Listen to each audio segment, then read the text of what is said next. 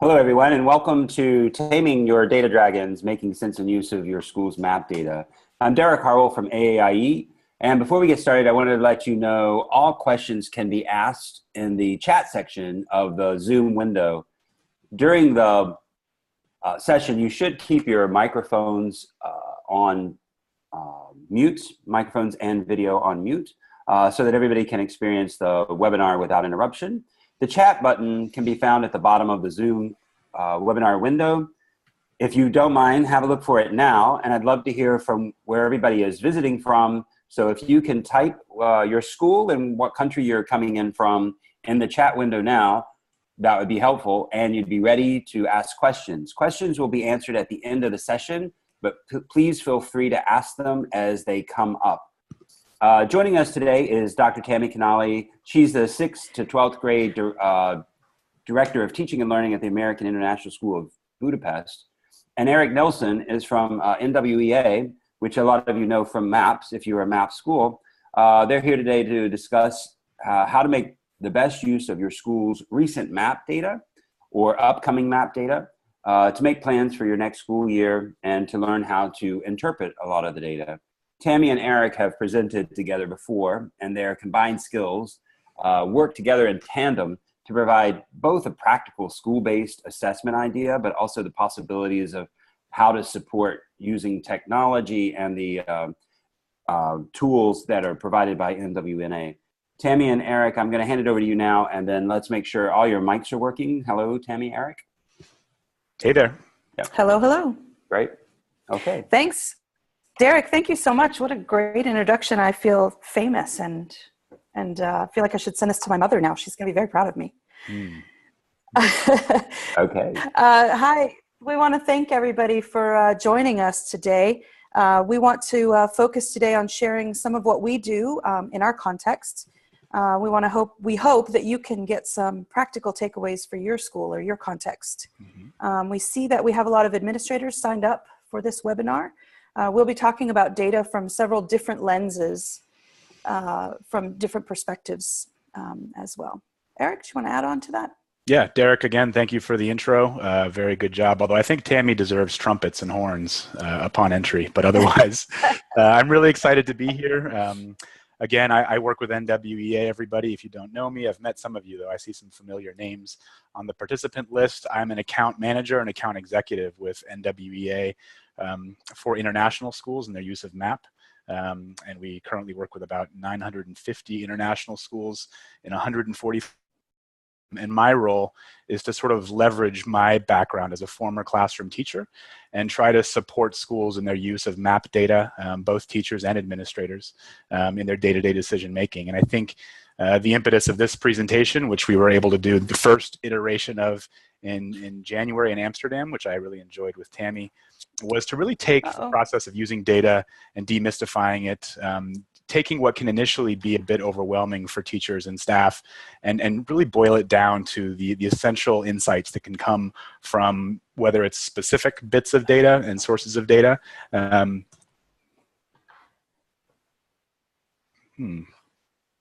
Okay, whether it's specific sources of data or whether it is any source of data that a classroom teacher or a school leader can use. And I'm just being told that I may have been on mute for a second, but now I'm back. Anyway, I'm excited for this webinar, and Tami, if you'd like, we could launch into this. Yeah, that sounds great.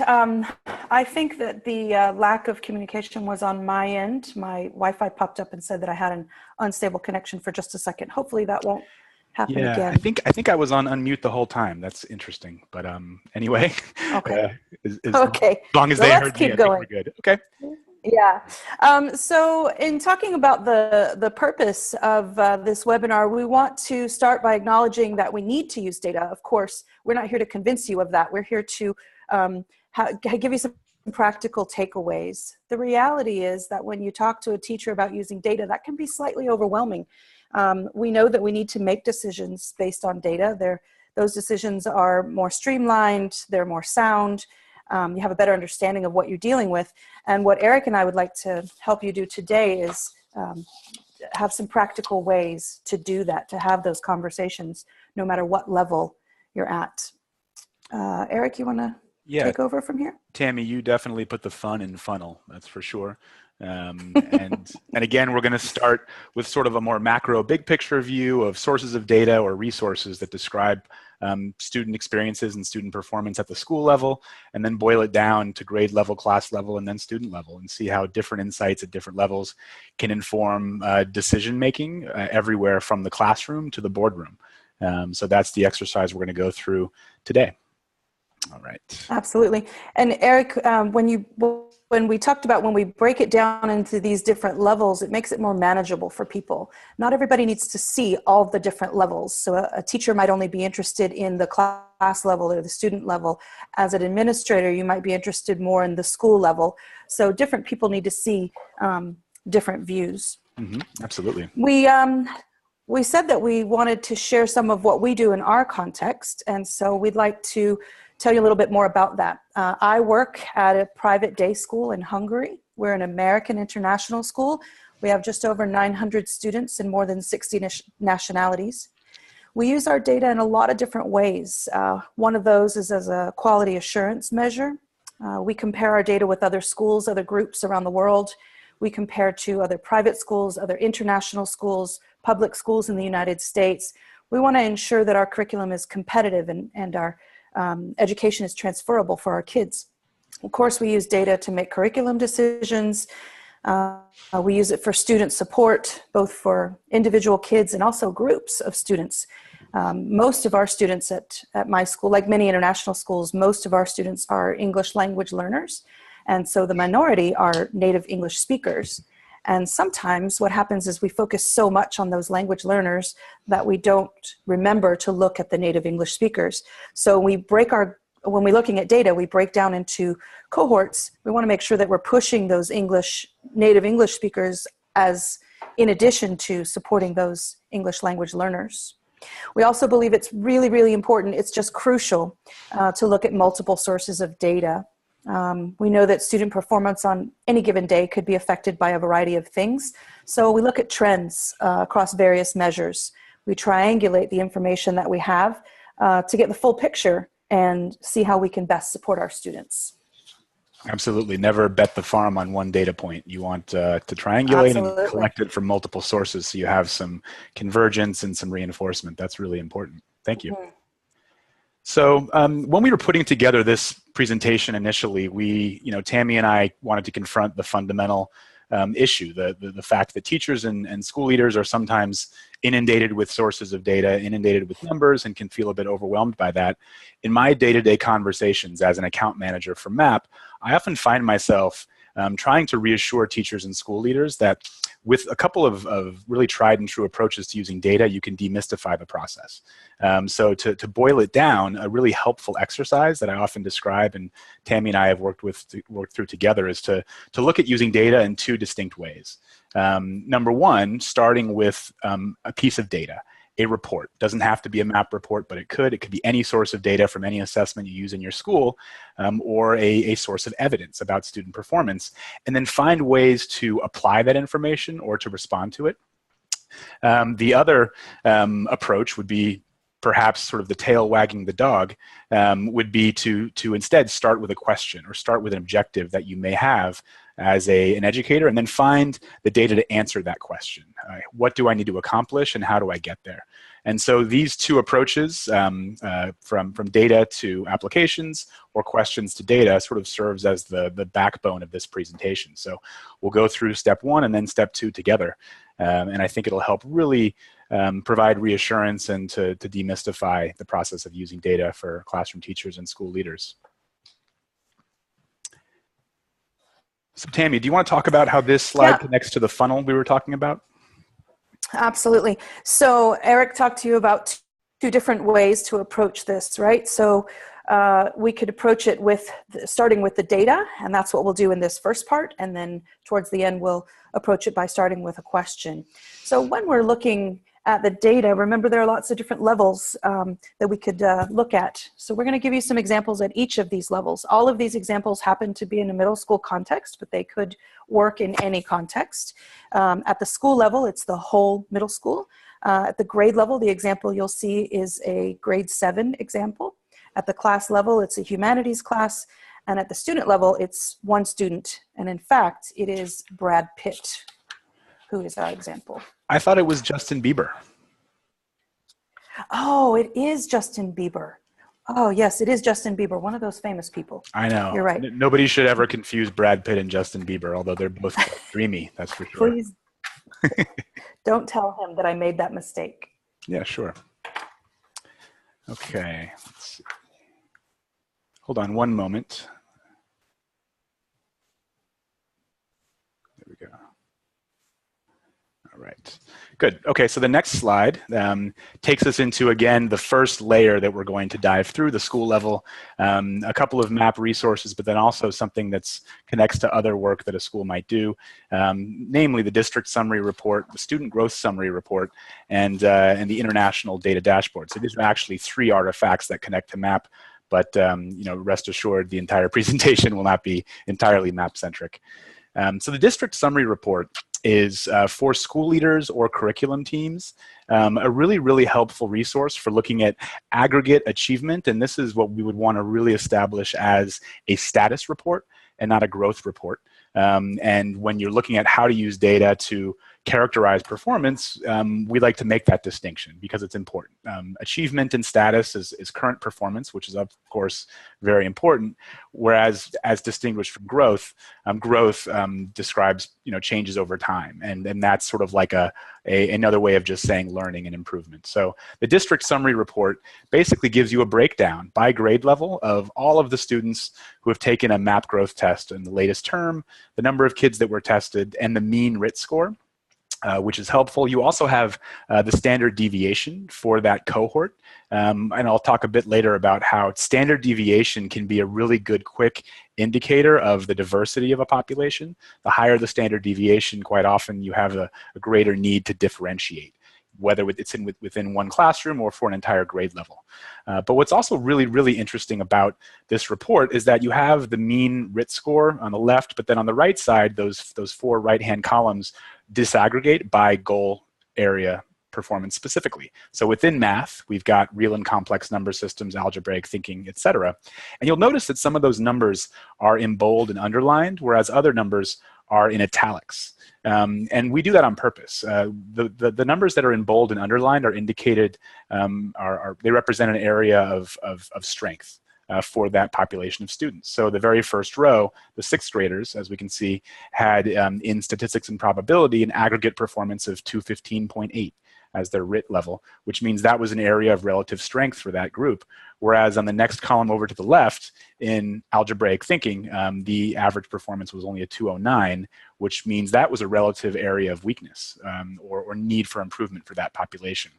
So when you disaggregate overall performance by goal level performance, you can start to come to some conclusions about your school's curriculum and whether this may be one piece of the puzzle in describing whether some realignment or rebalancing of your curriculum may be necessary.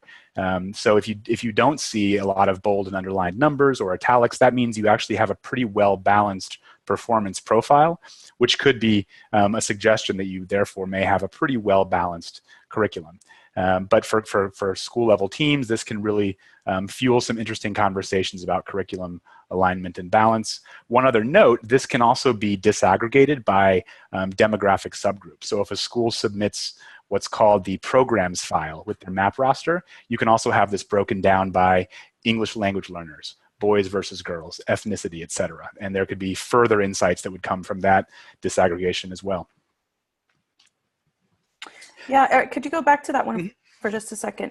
As a head of school or a curriculum coordinator, you might be interested in the entire school, so 6th through the 9th grade. And I'm noticing that algebraic thinking is consistently on the low end and stats and probability is consistently on the high end. So when you look over more than one grade level, it seems that there seems to be a trend for this school, and maybe there's some more information to be had there. Yeah, absolutely. Making the scaling out from a grade level that specifically experienced something to a broader issue that spans all grades for an entire school. Interesting. Yeah. As I mentioned in the previous slide, it's important to make the distinction between achievement and growth, or status and growth. So the previous report was a status report. This is the student growth summary report. So it does perform or present the latest performance indicators, the latest scores, but it compares one term to another.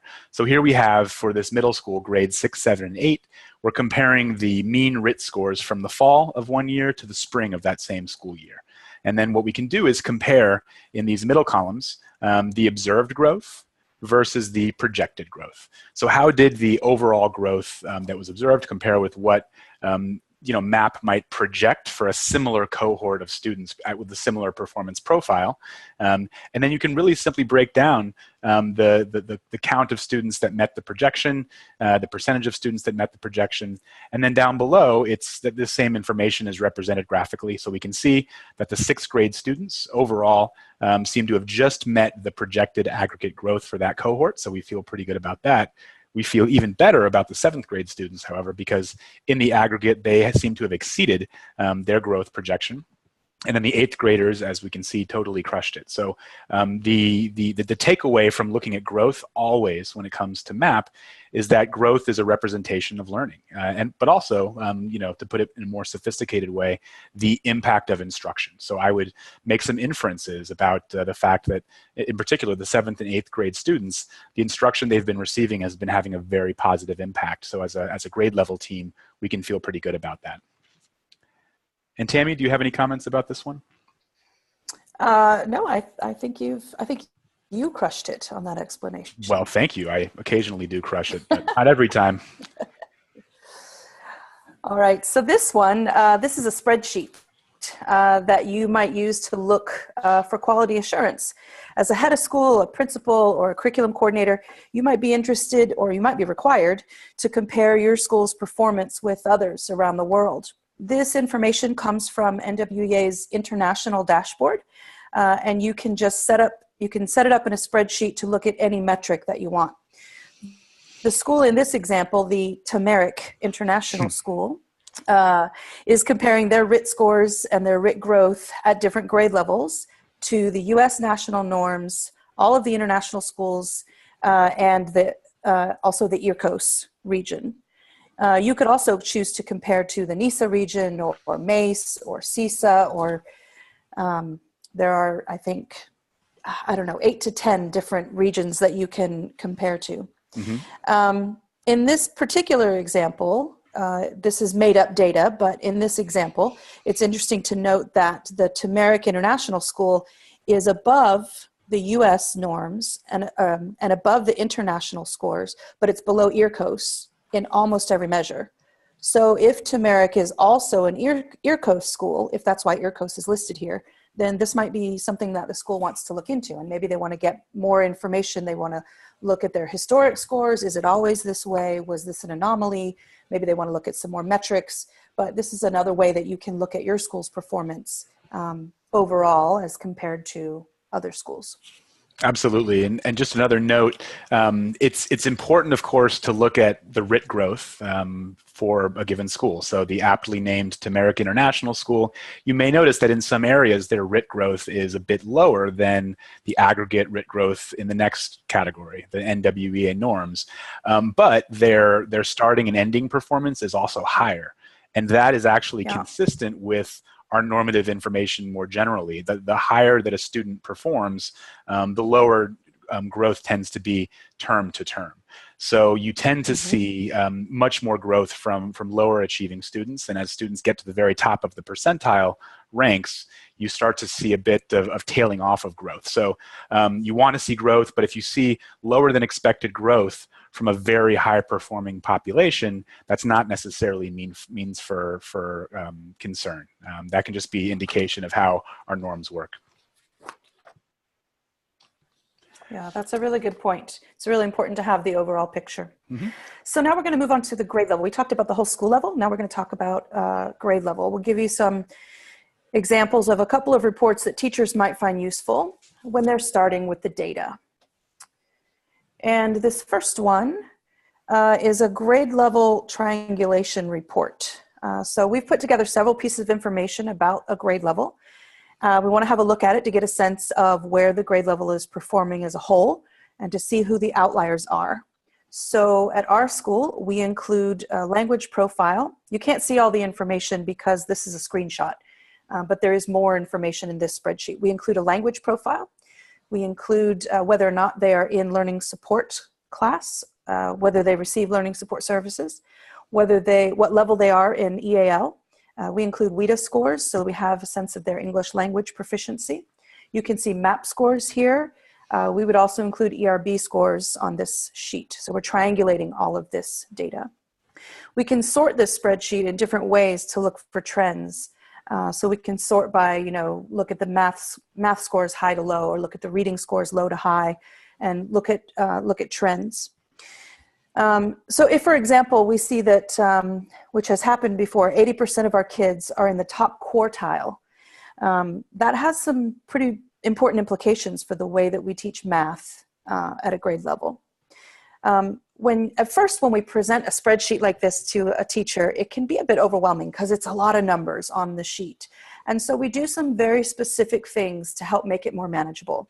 One of the things that we do is we color code all the percentiles. We use the same colors as MAP because that's where we get a lot of our data from, and that's what teachers have been used to seeing for several years. So the numbers in blue, any shade of blue, are above the 80th percentile. And then we have a lot of high flyers, so we pull out the top 10, so the 90th percentile and above, we make that a bright blue.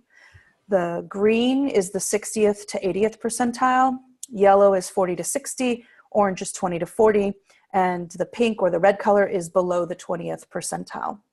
So by color coding it like that, and then putting a column in order, you can very quickly see the colors very quickly pop out at you, and you can see a trend very easily.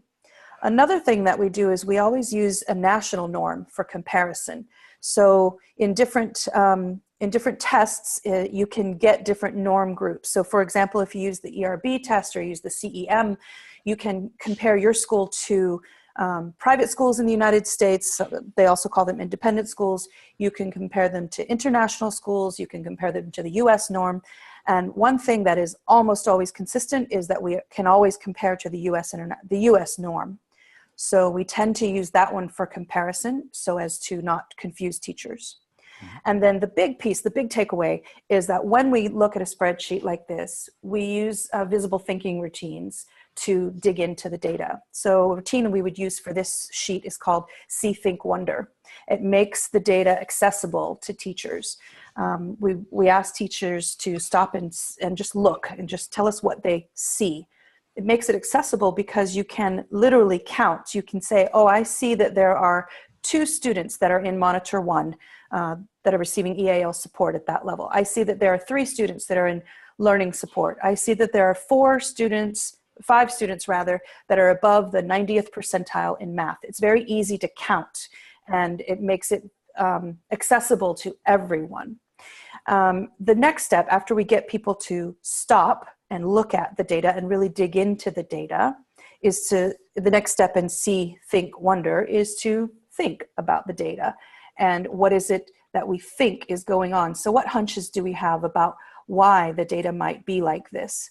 So teachers might say something like, I believe the data suggests this because I see these trends. Or they might ask a question. I wonder if the way that we're teaching, grammar, does it match the way that we're assessing or something like that. So they'll start giving some possible explanations. And the really important part about the seeing is that sometimes when you put data in front of people, they start trying to explain it away immediately. So when you get people to stop and back up and really just look first, it makes it more accessible, and it makes them really interact with the data and not just try and explain things away. So we're at the think part where we're saying why we think things are the way they are. And the last step in See, Think, Wonder is the wondering part. So what are some implications that this information might have for us? What other data might we need to get a better picture or to confirm or deny what our hunches are? Basically, what are the action steps? What is the practical next step for what we're going to do with this data? And it's funny because when we say, as a director of teaching and learning, I tell, the 7th grade teachers, all right, we're going to have a data meeting. And they're not really excited. I'm not sure why. But by the end of the data meeting, they usually are saying things like, wow, that was really interesting, or that was really informative, or that wasn't, one teacher said, that wasn't as painful as I thought it would be. So when you can make things accessible to teachers and you can kind of guide them through the process, they really do. They find it interesting. They want to do the best that they can for their kids. And so presenting them any kind of different report and then leading them through the steps will make it more accessible for them. Yeah. And this is a really, really nice tool, Tami, for sort of a big picture triangulation process, and looking at multiple sources of data and trying to find the areas of overlap and convergence. And you might at some point want to use this as a starting point and then dig deeper into perhaps those WIDA scores for those 3 students at the bottom. Absolutely. Or take a deep dive into not just the subject specific MAP scores in math, reading, or language, but to dig deeper into the more specific goal area scores within as well. So this next report, the grade report, is another way that you could do that. So from big picture into sort of a more refined view, the grade report for MAP growth gives you the overall performance for a cohort of kids. So here we have our 7th graders on the latest test who have taken a math test, and we have a few indicators of performance. So the mean RIT is described right there. The standard deviation in this case is 16 RIT points. Again, that's a really, really helpful indicator in this case for a grade level team of how wide the spread is of performance profiles for that group of kids, high versus low, and therefore how diverse is that population, and therefore how much differentiation may be necessary. And we often tell teachers and grade level teams that any standard deviation in the double digits, anything 10 or more, you might consider to be significant. Whereas a really small standard deviation would indicate a group of students that's pretty homogeneous, and therefore more whole group instruction may work. And again, to sort of dig deeper from overall performance into goal area performance. So here's where we can see these rainbows of performance quintiles. The number of students in real and complex number systems who are below the 20th percentile, 20th to 40th, 40th to 60th, et cetera. I can see that we have a pretty consistent population, very consistent, 5 kids who are in each and every category are above the 80th percentile. But then down below, it starts to get more interesting. And we can see how in certain areas, for example, real and complex number systems, we've got the largest number of students between the 40th and the 60th percentile. So sort of middling, whereas in algebraic thinking, we've got the largest number of students below the 20th percentile, the biggest band of red, which can indicate for, in this case, an entire grade level, that you may have an interesting discussion point about perhaps your curriculum or your grade level team's instructional strategies in math as it pertains to algebraic thinking. Is there something that's endemic to your curriculum or your strategies that is affecting enough students that it's showing up on this grade report, which really is a summary for a larger number of students? And that can be a really interesting way, again, to refine and dig deeper from Tami's triangulation report into a more specific drill down into MAP. And Tami, do you have any comments about this one? One of the things that our teachers often want to look at on this report is they'll look at the mean RIT. So I think that's number 6 towards the top. And then they'll also want to know, so what does that number mean? And so I'll refer them to the norm grade level mean RIT down a little bit below. It's not numbered, but the 222.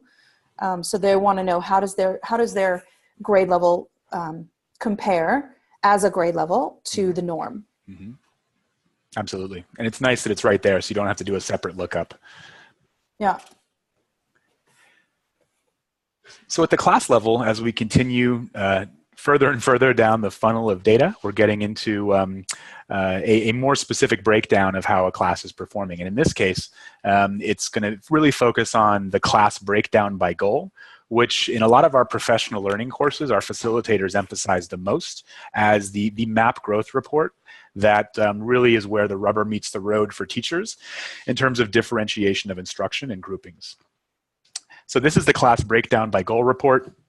For teachers, this has some immediate value. I mean, even if you've never taken part in a professional learning course for MAP growth, this is the implications of this are pretty clear. It's almost like a heat map of where your students have performed in a given test from the low end of the RIT scale to the right side of the RIT scale. So lower performance on the left, higher performance on the right, and you can see how the students cluster. So immediately there are some conclusions you can start to reach about what the implications may be for grouping of students. And what you'll often see is something a bit like this, a lot of clustering towards the middle, and then students who thin out on the far left or the far right side. It sort of resembles a bell curve. And that's not uncommon at all. You often see that, a cluster of students towards the middle who are either at, just above, or just below grade level performance, and then you have one or two students at the very low and the high end.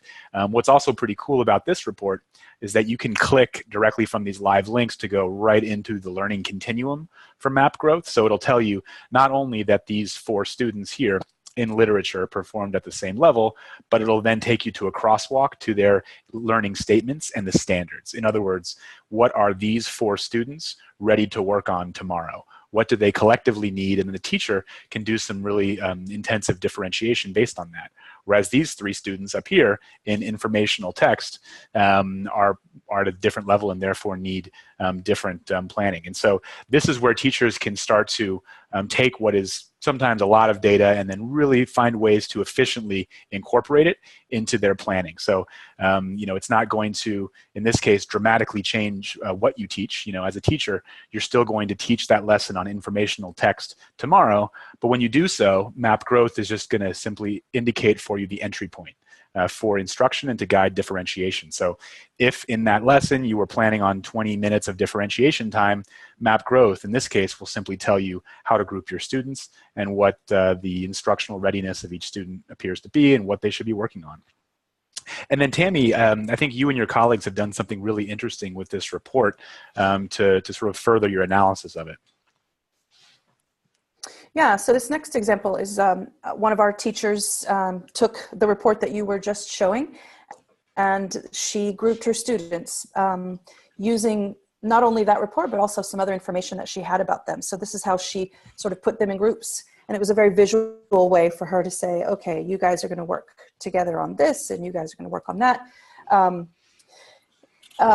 it's just a very practical way of doing things. I think this report is, especially when you're looking at it online and not on paper, is really helpful because it gives you very practical next steps. Because like you said, you can just click right on the link and it'll take you right there and tell you what that student needs, what that student is ready for, and what they need next.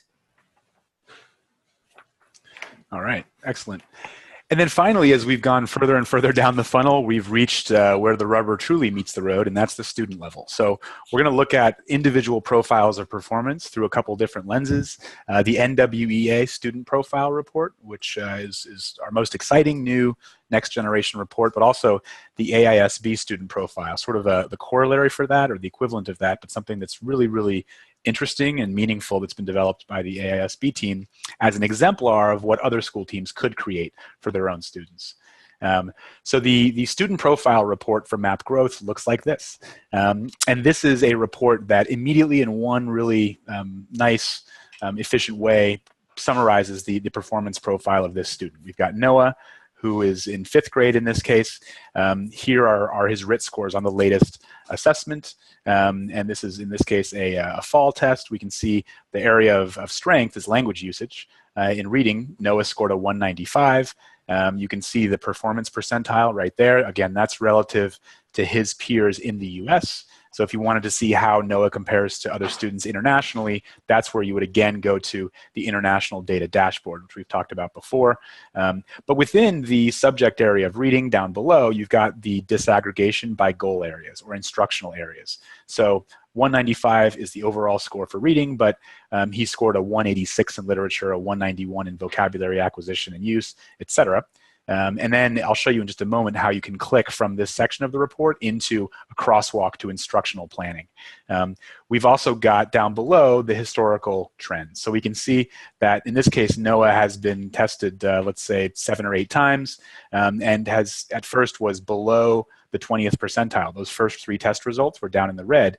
And this rainbow on this growth over time corresponds to those same 5 quintiles that you've seen on the grade report as well. But then on his fourth result, he jumped up to a 190, which brought him up to the next performance percentile band. So that brought him between the 20th and 40th percentile. And on the latest test, the student scored a 195. The projected performance for that student, in this case, is illustrated here.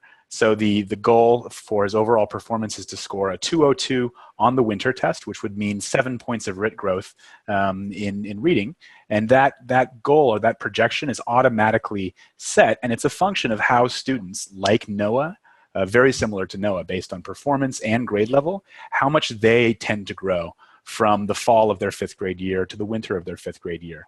So that's simply what that means. It doesn't mean that Noah is going to hit that exactly.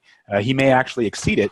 He also has the option to set a custom goal. So he can say, I think I'm going to get 10 points of writ growth, and I may get to a 205 in that case. And the student and the teacher can sit down and set those custom goals together, which is really, really interesting. But also, as I mentioned before, you can click from the instructional areas section of this report into the specific breakdown. So in this case, we go into the instructional areas section. If you click on one goal area, vocabulary acquisition and use, it tells us that Noah scored a 202 in this specific goal area. And in this case, these are these specific skills that need to be either reinforced, developed, or introduced. And in this case, you'll then see a direct crosswalk to what Noah or what Shannon needs to be working on. And the student's instructional readiness is described either by topic or by standard. So you can look at this from the standpoint of just give me more generic descriptions of what the student needs to work on, versus I could click on standard and I could say, I want that instructional need described in the language of my school's standards. So this could show the Common Core standards or whichever standards you have in your school. So this for teachers is really where you connect the RIT scores of a given student and that student's instructional readiness. And that, at the end of the day, if you were to take everything else away, is what map growth is all about, using indicators of instructional readiness to help guide personalized instruction or differentiated instruction with groups of kids so they can have their best possible outcomes. And the AIS... Yeah, I was going to say that's really powerful for teachers to be able to see that and have a very practical next step, right? And so this is the Justin Bieber report. I apologize for mixing up the name with Brad Pitt. I think I was confused when I looked at the picture. So this is obviously not a real student of ours, but it is a real report of ours. So we are fortunate enough at our school to have a data dashboard. And before we had the data dashboard, we had Google Sheets and mail merge called Autocrat, and we had Google Docs. So even if you have Excel spreadsheets and Word, or if you have Google Sheets and Docs, this is something that you can also create. You just do a spreadsheet and then you run it through Autocrat. So what we do is we take all of the information from that big spreadsheet that I showed you before, and then we run it through Autocrat into one place for one specific student. So for Justin Bieber, I can see how long he's been at our school, what grade he's in now, how long he's been at our school, his date of birth, what kind of EAL support he receives, whether he's in learning support. I see his language profile there, so I see what his academic languages are, his social languages, his mother tongue. I can see his WIDA scores, I can see his MAP scores, his ERB scores, all of that together in one place. There's actually a second page to this as well, but when I get all of that information together for one student, it really helps me concentrate on that one student. And then this is a version of the same report that one of our teachers has done on her own. She was interested in using students' language profiles and their MAP scores, and then she went into the actual MAP report and pulled out the information that was more specific to this student about what the student needed to be doing next in the areas of literary text and informational text and vocabulary, because that's where she wanted to focus. So based on that information, she was able to build this profile with the language profile, the MAP scores, and the WIDA scores. And so she's able to differentiate instruction for this particular student. It's not the same as Justin Bieber. It's another student. But when we find that when we get everything together in one place like this, we're really able to see a better picture, and we're able to support kids in different ways. We're able to see what what areas we can leverage in order to help them improve in the areas where they need to improve. I really like this. I like the way that it takes the many trees and creates a forest in a sense. I mean, you're essentially wanting information and evidence to guide your decision making as an educator. And this is really a formalized way to make sure that you're never doing that just based on one data point. This takes many different sources of data, puts it in one place, creates a really comprehensive profile, and then it really facilitates the process of finding areas of overlap. If you're seeing multiple sources of data telling you the same thing, that's a really compelling case. And ultimately, you want to be really careful with time. Time is precious, time is limited, and you want to make sure that you're planning for a student and the strategy you establish for that kid is really based on authoritative evidence and synergy and multiple sources of data. And this really makes that really, really formalized. I like it. Yeah, it's been very helpful to approach it this way. Good. Well, so we've taken the last few minutes to go through many different types of data and finding ways to apply it. But the other side of that coin, as I mentioned early on in the presentation, is if you want the tail to wag the dog, so to speak, you can go the opposite direction. And you as a teacher or as a school leader should feel that freedom to work in either direction, whichever is a better fit and makes you feel more comfortable. So you don't have to just start with sources of data, reports, or bits of evidence and then decide, what do I do with this? You can instead start with your objectives, your questions. What is it that you're hoping to accomplish? What is the question I need answered? And then find the data to answer that. That's a perfectly legitimate way to go about this. And again, this just goes back to demystifying the process and realizing that you do have the flexibility of working in either direction. And that's why we think this is a really interesting exercise. So for this portion of the webinar, this is where it's going to get very, very interesting. We've sort of brainstormed, Tami and I, some really frequently asked questions, and it's going to go to a polling place. So this is where we do it. Starting with a question, we have some poll questions that have been created, and what we're going to do is capture your feedback. Some really frequently asked questions by many school teams, regardless of where you're located, the size of your school, or your role. And then what we wanted to do is get some feedback from all of you about, based on that question or that objective, which process might make the most sense, or which report might you turn to if you wanted to answer that question. Now, there are a couple of answers to each question that Tami and I have deemed in our infinite wisdom to be more right than others, but there's no wrong answer. So for these poll questions, keep that in mind. And you can also select more than one. So if two of the three options both seem compelling to you, go ahead and select more than one. And we'll do them one by one and then talk through them. Okay, so everybody should be seeing the poll now, and the very first question is one of the most fundamental questions that any classroom teacher should ask him or herself, and that's, how might I differentiate for my students? And let's just take a moment to answer these among the participants.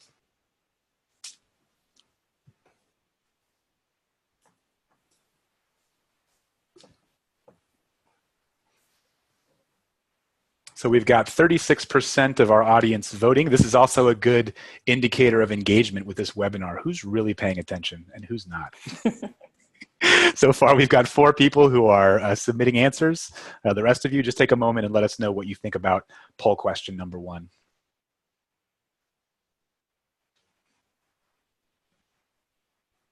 Well, Tami, they're either really pondering deeply, or we should just assume that we're going to get 4 answers, which is better than no answers. Yeah.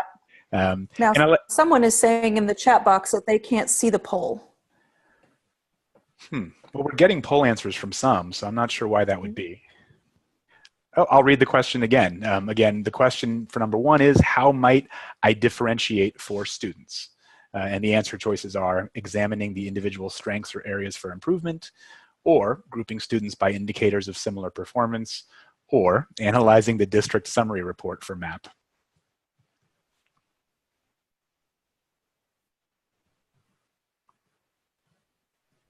Yep, I think we can go ahead and go with the 4 answers. Okay. And we can see the most popular answer in this case was answer number 1, examining individual strengths or areas of improvement. Obviously, that's where differentiation can come from, but you need to do it collectively, looking at the individual needs of students, but then finding where you have students with a similar performance profile and a similar instructional need, which then brings us into the second answer, which is grouping students by indicators of similar performance. So I'm glad that everybody's really paying attention and has a good sense of how to use these resources we presented to differentiate. The third answer choice would probably not have been a good option because it involves analyzing the district summary report, which wouldn't tell you much about the performance of individual students. So we can move on to number 2.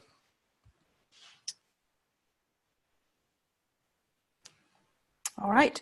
So in the second question, we're looking to answer the question, does our curriculum need adjustment? And remember, you can choose more than one answer. Answer A is something we might do is analyze the class breakdown report. That's a MAP report. Choice B is analyze various measures of achievement within a discipline. And option C is analyze the district summary report, which is also a MAP report. So whenever you're ready, you can just choose the ones that you think are viable. And remember, there could be more than one.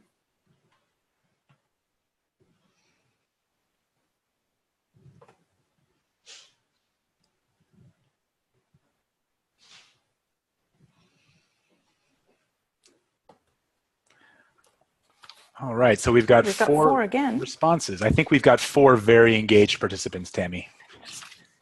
Do you think everyone else is having coffee? I can't blame them. Maybe they just want to leave it open-ended and see what the rest of the group has to say. They are the proverbial kids in the back row of the class. Up 5. Yeah. Up. All right. All right, should we stop it there? Yeah. Great. So 3 of the 5 mentioned the class breakdown report. If I'm thinking from a curriculum coordinator perspective, I don't think that I would use that one. But if I'm thinking from a teacher perspective, I might, because it would give me information about my class in particular and what areas, what goal areas my kids might need to work on, whether it's algebraic thinking or statistics. So which areas I might need to emphasize more than others. The most popular answer was analyze various measures of achievement within a discipline. I think that is definitely a good choice, whether you're looking at MAP scores, ERB scores, whether you're looking at reading logs, lots of different metrics that you can look at to see how your kids are doing in whichever area, in math, in English language arts, in Spanish class. So that one gives you lots of different things to look at, and we know that when we triangulate data, we have a more complete picture. The last option is another good option, the district summary report. The district summary report will also tell us about our curriculum at a higher level, at a school level or at a grade level. So we could see, we saw in the example that you gave us, Eric, we saw some trends in the algebraic thinking was an area, I believe it was an area of growth for all of the grade levels that were listed there. And statistics and probability was an area of strength. So that gives us some more information about the curriculum. So yeah, definitely. Well done. Yeah, the district summary report, you know, its obvious benefit is it indicates how are we doing, but it's you know, benefit 1A is how are we doing, and therefore what does that say about our curriculum? Could this be indication of the need for curriculum adjustment? And the class breakdown report, you know, I would consider that a bit too refined and too specific to a given class to make broader conclusions about the need for a school-wide curriculum adjustment. So I might not have chosen that, but if multiple teachers are seeing trends in their respective class breakdown reports and those reinforce each other and point you in the same direction, then you could make some conclusions about the need for a curriculum adjustment. Good. Well, I think we're ready for question number 3. Okay, so this would be something about a specific subgroup. How is a certain group of students doing? For example, EAL students, boys versus girls, native English speakers, locals versus expats. In this case, you have 3 different answers that you can select from. Checking the grade level triangulation report, analyzing the student growth summary report, or examining the district summary report programs file. We'll see who was really listening when we were talking about that programs file. Go ahead and submit your answers.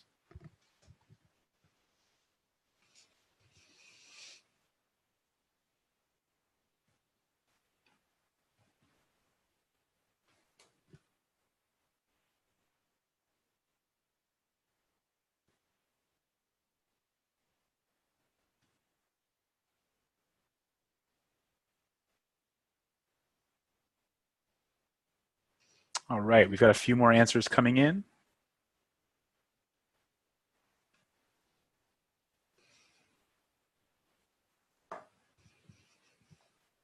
All right, so with all of the results in, we've got the most popular answer being checking the grade level triangulation report, which, as Tami was explaining when she went through that AISB triangulation report, gives you multiple sources of data, but it did break it down by students in specific subgroups. So students that are in need of additional support, whether they are English language learners, they may have a WIDA profile, they may be receiving monitoring services because they have special needs, anything like that. And then so that's a good choice because it gives you that crosswalk between multiple sources of evidence and what that data can tell you about the need to support those kids within that profile group or that subgroup. The second choice, analyzing the student growth summary report, is interesting. I might not choose that personally just because it does give you aggregate growth for a group of students, but it doesn't break it down by subgroups. So it's just all kids. So that might not be the best choice, but it could give you some helpful insights. And then finally, the third answer, which received 2 votes, examining the district summary report with the programs file, is definitely a good choice because it takes that aggregate achievement within MAP, but then if you've submitted the programs file with your roster, allows school leaders to view that disaggregated by subgroups. So you can view the performance profile of EAL students by gender or by any other category that you can designate.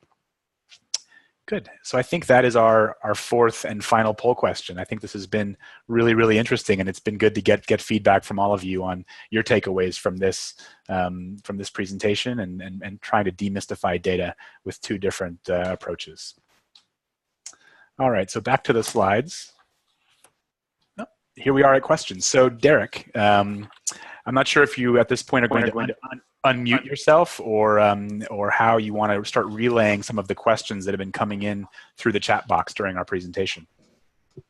I have unmuted, and I will have to say you guys have done an incredible job because at the moment there aren't any questions. What? And also Nate made a good suggestion because he was having trouble getting onto the polling because he joined through the web browser and not through Zoom. So obviously some of the possibilities when you join through the web browser means you can't ask questions either. So I think some people may have a question, but only if you have the full Zoom download are you able to do that. But at the moment, no questions. Well, Tami, I mean, we could speculate as to what the questions might have been had they come through. Like, yeah, I don't know. How was your vacation in Sweden? That might be a question they would ask you. That was not a question. No. That wouldn't be a question. Well, good. You know, one of the things that I noticed when I was watching just some of the things that you guys have both created that helps AISB, and maybe through Tami, how you worked with other people maybe to create the data that you've put into Google Sheets and everything. Did you do that on your own, or did you work with someone else? That's a great question. I think that I know that every school has different systems for doing things. Some schools have like a data person that this is what they do full time. Our school doesn't have that. I'm the data person. So yeah, it was a lot of downloading spreadsheets from a lot of different places and then putting them into, it's copying and pasting. So it's not so difficult, but when you get them into one place, you make it easier for teachers to be able to access the data. Because if you're asking teachers to log into, 4 different websites to find this information, let's be honest, they don't have time to log into all these different websites. So the more that you can facilitate this and put it in front of them, make it easier for them, the more likely they will be to be engaged. And I forgot this. Oh, so sorry, I forgot the second part of my answer. So having, now we have a data dashboard, and I realize not every school has that.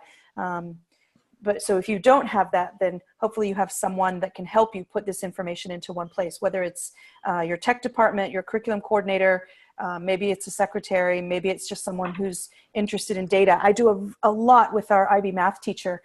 His kids, for their internal assessments, they want data all the time to be running chi-squared tests and doing all kinds of things. So he and I actually analyze data together, and it's actually really exciting because the kids get to work on real world projects and they get to give me answers to my questions. That's free child labor, so it's wonderful. Yeah. So we do have another question. It's actually kind of two parts. One is, can teachers take a practice test? And the other part of that is, it goes back to the test itself. Are the reports available within 24 hours of test completion, or do they take a little bit longer? Mm-hmm. Yeah, so I'm guessing that pertains to MAP growth specifically. Teachers can take a practice test, and a good thing to do would be to contact your account manager, whoever that happens to be, for MAP to get the process for that. But we have some guidelines for how to do it responsibly, how to make sure that you do it the right way, get the right insights from it without any headaches, but also so that your results don't intermingle with your actual student results. You don't want to skew your averages, of course. And then the second part of that question was 24-hour results. So the reports for individual students and for classes are available 24 hours later, even during your test window. We don't want teachers certainly to have to wait until the end of their school's test window to view results for an individual kid or for the class. So they can start diving into reports the next day. There are only a couple of reports that are withheld until the end of your testing window. Those are the summary reports. So that district summary report, that district growth summary report, reports like that are only available 24 hours after your testing window at your school is closed, for the simple reason that, like in an election, you have to wait till all the voting precincts have submitted their results, and at your school, you have to wait until all kids have been tested before the averages and summary reports can be compiled. Great. We have another question as well, and it has to do with the difference between the spring and the fall question. So, how is using the spring map data to make decisions on curriculum different than using the fall report? Ooh. It's interesting. I think that Eric probably about it in different ways. Why don't you go first, Tami? Oh, it's interesting because I was going to throw this question to you. What I would say is that I would not use only one or the other. I would use several pieces of data. I would look for a trend in that data for fall and spring over several years before I made a big decision like that. Well, it depends on what the decision is, I guess. But I would look at more than one piece of data. What do you think, Eric? Yeah, I agree. I think it's an important decision, making adjustments to your curriculum, and in the same way that you would never want to plan support for a student based on one test or one source of data, you want to triangulate. With map growth, you also want to look at a broader span of results, and you don't want to just bet the farm on one school year even. So I would say, to be cautious and to be really careful, you might look at multiple years of results when really looking at making adjustments to your curriculum, because you could have a fluke year or a fluke cohort which could give you some surprising results in one brief snapshot of time, whereas if you're seeing the same lack of balance in results for your school, in, for example, the district summary report year after year, that's compelling. That tells you that it may not have just been a fluke for that cohort or that year, that it's something, again, intrinsic to your curriculum that's manifesting itself year after year. Good. Great. So another, back to the data dashboard, and I think we have two more questions coming in. I'll try to get to those. Back to the data dashboard, the question was that something that came through NWEA? And that particular person uses PowerSchool as their student information system. Is there a data manager add-on or something that you might suggest? Yeah, so the International Data Dashboard is available to every school. You guys pay a small surcharge for it. It gives you the summary results for students globally. You can also filter by region. That example we showed in this presentation, I think, was something that a school could create manually. If you wanted to create a spreadsheet and do a side-by-side, the averages for one school versus the US norms versus the norms for a couple specific regions, whether it's CISA or IRCOS. So a school like AISB might create something like that to take what is by default a side-by-side comparison, but you have to do with a separate lookup versus condensing it into one report. So a school might do a bit of legwork to create that for itself, or perhaps with PowerSchool or a company like IDP that does custom dashboards. And also IDP creates the International Data Dashboard, by the way, that we make available to our schools. You might have some really interesting enhanced options that they could create for you. Great. And one, Eric, I think, what is, sorry. Go ahead. Sorry, go right ahead. I was going to say, what's the best way for this person to get access to the dashboard if the school already the school already has it? Yep. How should they? I remember I went to a seminar one time and they gave us the website and the password. Should we email that, Derek? Should we email that, or how should we communicate that information? So contact your school's account manager. They'll give you the URL and the login for that dashboard. We send an announcement twice a year to all of our MAP schools to let them know, hey, the latest results are now up. Go ahead and check the dashboard to see how everyone did in the spring. And it reminds them of what the URL and login is. But we send those emails often to a MAP coordinator at a school, and we can't control whether that information gets passed on. So sometimes maybe that busy IT coordinator forgets to forward the email to all the teachers. So, but it's available to everyone, and we'll make it readily available to you. Okay, and one final question. We are doing an intervention and enrichment block in our school, 40 minutes a day. Students are then put into groups based on their assessment scores. So the MAP strand, F&P informative.